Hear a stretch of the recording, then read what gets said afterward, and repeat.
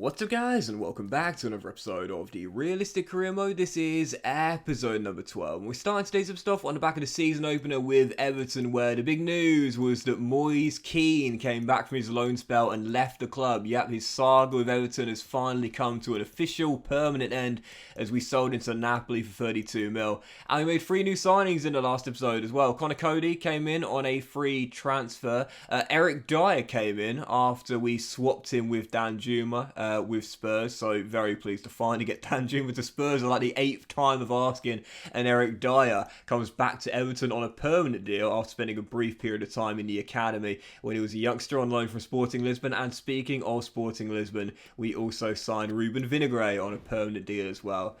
So, on the back of the last episode, where really we only spent a couple of million on those 3 new players, Ruben Vinagre, the only player I put a transfer fee in for, it was time to spend some proper cash. The sale of Moise Kean raised our budget up to around £87 million. And I looked at my squad at the end of the last episode and I thought, okay, alright, we're going to start the rebuild today. I want to lay down the groundwork right away.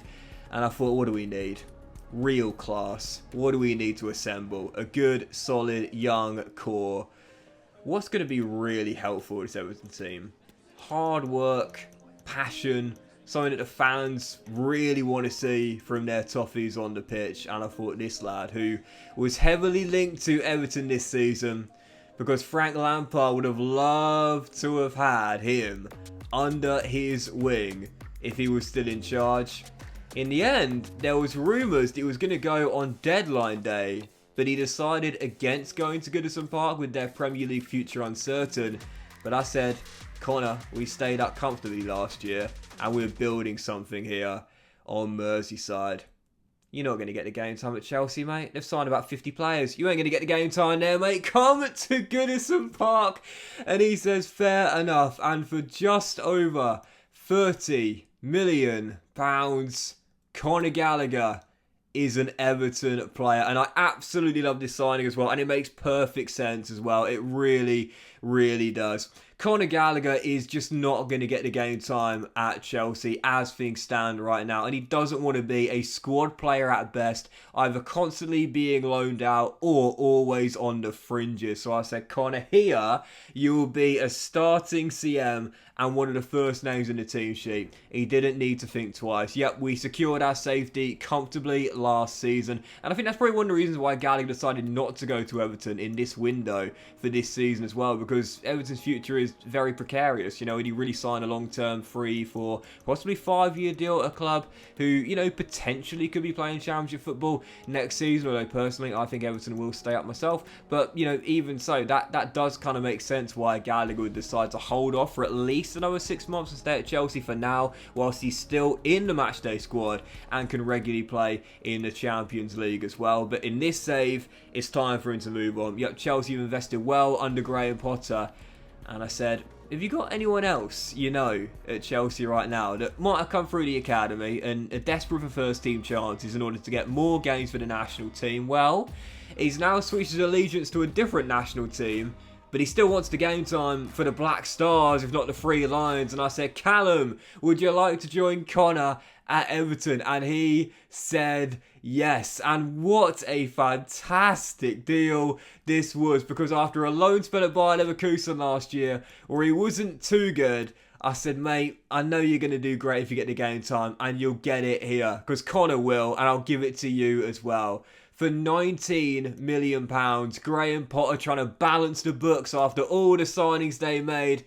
Well, for £49 million, I've just signed 2 class Chelsea Academy graduates that are on the fringes of their team. They can keep their Enzo Fernandez if they want. I've got Conor Gallagher and Callum Hudson-Odoi, and I'm very pleased with that. 2 players in their early 20s that I am sure not only will be first team starters right from the get-go, but are going to lock up first team places for the foreseeable future. They just need a bit of TLC. They just need a manager that will believe in them. They just need consistent game time to show what they can do. We saw what Conor Gallagher could do at Selhurst Park last year. It was fantastic under Patrick Vieira. He just needs the regular game time and the love and the trust from the manager. He'll get it here, as will Callum Hudson-Odoi. For £49 million, a package deal, that's fantastic. So Andre Gomez, I decided to sell him as well. Came back from his loan spell. It's such a shame with Gomez, with the injury a few years ago now, but never be the same player, of course. Decided to sell him. Wasn't going to give him a new contract, so decided to sell him for a small fee. I'm okay with that. Gets him off the books and gets the salary off the books as well.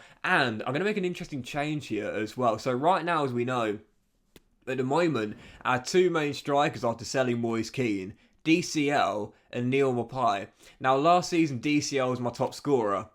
He got 9 goals, which is really embarrassing, I'm not going to lie. But he got me 9 goals in the Premier League last year. And I said for this season, we've got to get more goals. And that's part of the reason why I decided to spend big on Gallagher and Hudson-Odoi, because I know they can get me goals from midfield. But I thought about Dele Alli, and I thought, you know, we don't play with CAMs here. Occasionally we'll change our formation, but not often. So normally we're playing a 4-1-4-1 or a 4-4-2. So our CMs aren't really as advanced and as far as up the pitch as Dele Alli would need to be to show off his attacking prowess. So I thought, with his shooting stats, great finishing, great attacking position, we know he can shoot from range, we need to get him further up the pitch. How about training him to a striker or a centre forward? Yeah, I'm going to gamble and see what happens there. I mean, why not, right? I mean, why not gamble with Dele Alli right now? His career's been on a downward spiral for a few good years now. You might as well gamble and throw some things out of the wall and see what sticks. I mean, why not, right? So, yeah, I'm going to turn to centre forward and see if he can do well for me. And I think he definitely could as a false 9 as well. I did see some comments from you guys saying at the start of this save, we'd love to see a Dele Alli redemption arc. I'll give him the chance in a different position.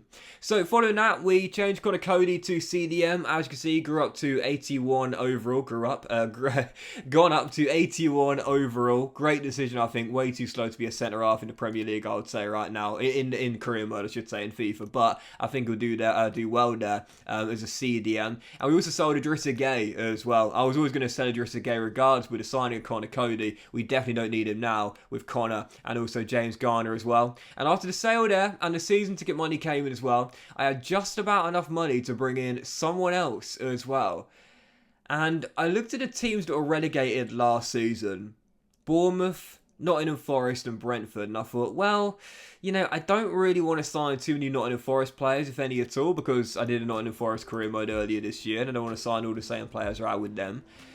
I didn't want to sign Ivan Toney again because you know I always love the shocker, but I feel as though I've had him enough times now and it's time to leave him be for the foreseeable future in my saves.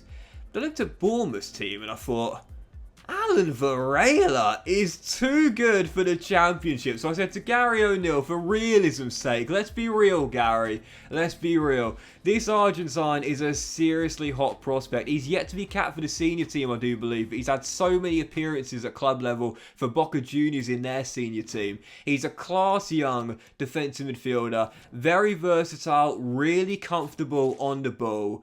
Enzo Fernandez 2.0, will he be at Chelsea in a few years for £100 million? We don't know, but I said, come on Gary, this guy's way too good for the Championship. He wants to play for Argentina and he's not going to get call-ups in the Championship right now. He should be in the Premier League at 22 years old and 78 rated with bags of potential. I said, okay, why don't you take one of my youngsters and I'll give you a small fee for him, but one that's still over the valuation.